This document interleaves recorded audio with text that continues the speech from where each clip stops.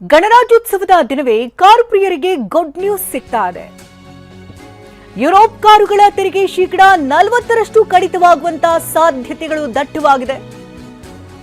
Europe ಕಂಪನಿಗಳ ಕಾರುಗಳ ಬೆಲೆ ಭಾರೀ ಕಡಿತವಾಗಬಹುದಾದ ಸಾಧ್ಯತೆ ಇದೆ.